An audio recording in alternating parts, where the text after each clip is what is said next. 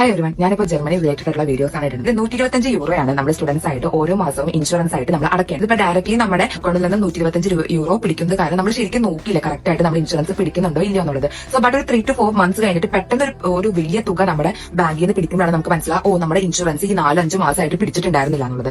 So പെട്ടെന്ന് നമ്മുടെ bank അക്കൗണ്ടിൽ ഇങ്ങനെ ഒരു വലിയ എമൗണ്ട് പോകുമ്പോൾ അത് എഫക്ട് ചെയ്യുക സ്റ്റുഡൻസിനാണ്. കാരണം അവർ ബാങ്ക് അക്കൗണ്ടിൽ അത്രയും വലിയ ബാലൻസ് ഒന്നും ഉണ്ടാവില്ല. പെട്ടെന്ന് നമ്മുടെ കയ്യിൽ ഈ ഒരു എമൗണ്ട് പോകുമ്പോൾ നമ്മൾ എന്ത് ചെയ്യും എന്ന് ആലോചിച്ച് പതറി നിൽക്കുന്ന കുറെ സ്റ്റുഡൻസിനെ നമ്മൾ കണ്ടിട്ടുണ്ട്. സോ അവരോട് പറയാനുള്ളത്, നിങ്ങൾ ഇൻഷുറൻസുകാരെ വിളിച്ചിട്ട് അവരുടെ അടുത്ത് റിക്വസ്റ്റ് ചെയ്യുക, നിങ്ങൾ സ്റ്റുഡൻസ് ആണുള്ള കാര്യം അവരെ ബോധ്യപ്പെടുത്താം. സോ അവർ ഘട്ടമായിട്ട് അടയ്ക്കാൻ പറയും നമ്മുടെ അടുത്ത് ഈ ഒരു ടോട്ടൽ എമൗണ്ട്. അതേപോലെ തന്നെ ഇതിന്റെ റീസൺ എന്താണെന്ന് വെച്ചിട്ടുണ്ടെങ്കിൽ, ഇപ്പൊ നിങ്ങളൊരു ഇന്റേൺഷിപ്പ് അല്ലെങ്കിൽ നിങ്ങളുടെ പാർട്ട് ടൈം ചെയ്യുന്ന കമ്പനി നിങ്ങളുടെ ഇൻഷുറൻസ് അടയ്ക്കുന്നുണ്ട്. ബട്ട് നിങ്ങളുടെ പാർട്ട് ടൈം ചെയ്യുന്ന കമ്പനി നിങ്ങൾ റിസൈൻ ചെയ്ത് അല്ലെങ്കിൽ നിങ്ങൾ അവിടെ നിന്ന് ടെർമിനേറ്റ് ചെയ്തെന്ന് വിചാരിക്കുക. അപ്പൊ ആ ഒരു കമ്പനി അടയ്ക്കുന്നുണ്ട് എന്ന് വിചാരിച്ചിട്ട് ഇൻഷുറൻസുകാർ നമ്മുടെ കയ്യിൽ നിന്ന് ഇൻഷുറൻസ് പിടിക്കില്ല. ബട്ട് അവർക്ക് അതൊരു 4-5 മാസം എടുക്കും മനസ്സിലാക്കാനായിട്ട് ഇൻഷുറൻസ് നിങ്ങളുടെ കമ്പനി അടയ്ക്കുന്നില്ല. അപ്പൊ നിങ്ങളുടെ അക്കൗണ്ടിൽ നിന്ന് ഡയറക്റ്റ്ലി പിടിക്കുകയാണ് ചെയ്യുക.